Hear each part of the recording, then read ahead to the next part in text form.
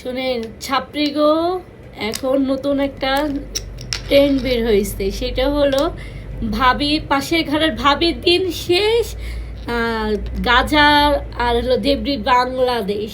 ওকে, এখন আর কি করবে, কদিন ভাবিকে নিয়ে কি পরিমাণ নাচলো রে বাবা, ভাবি এ ভাবি এই। এখন কোথায় গেল তোমার ভাবি, ভাবি এ ভাবি ওই, এখন কই গেল? হ্যাঁ, এখন তোমার ভাবি কই গেল?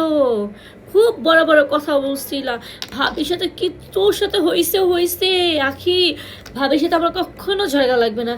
এখন তো পাশে ঘরের ভাবির সাথে তোর মধ্যে সম্পর্ক ভালো না, তোদের সম্পর্ক কার সাথে ভালো বল? দেখা, এই যে যে গাজা আর হলো দেবরির সাথে সম্পর্ক ভালো করতেছো, তোদের কোনো গ্যারান্টি আছে ওদের সাথে সম্পর্ক ভালো থাকবে? অবশ্যই থাকবে না। কিছুদিন অপেক্ষা, আবার তোদের নতুন নাটক দেখতে পারবো আমরা। আমরা তো তোদের নাটকের জন্যই বসে রয়েছি, ঠিক আছে? সাথে তো আরও দুইটা নিয়ে নিছেন, দুই বধূ এক স্বামী, সাথে ওনাদেরও নিয়ে নিছেন।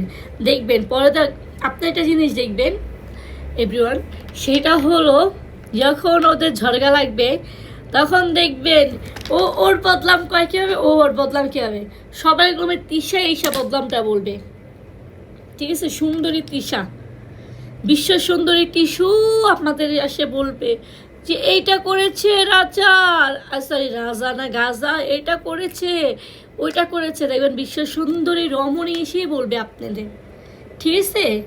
আর দেবরির কথা কি বলবো, বলার ভাষা নেই। পেটটা তো ভালো আছে। আচ্ছা, এটা কথা বলবেন তো আপনারা, মানে আমার অবস্থানে একটা কথা প্রশ্ন আছে, সেটা হলো তৃষার না বাচ্চা পেটে? ও তো লাফায় কীভাবে, লাফালাফি করে কী হবে? আসলে কি বাচ্চা পেটে, নাকি এটাও যে সিম্পতি কামার জন্য এরকম? একটা ভাইয়া করে এসে বলছিল যে এটাও সিম্পতি এসে বলবে আমার বাচ্চা নষ্ট হয়ে গেছে, এটা হয়ে গেছে, এটা হয়েছে, এরকমই কিছু। হ্যাঁ, এটা সিম্পতি।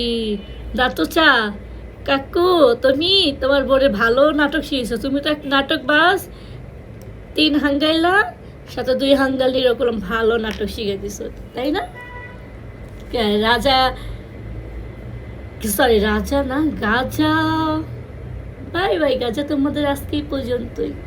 আবার তোমরা কোনো আকাম করবে, আবার তোমাদের নিয়ে আমি বলবো। ওকে।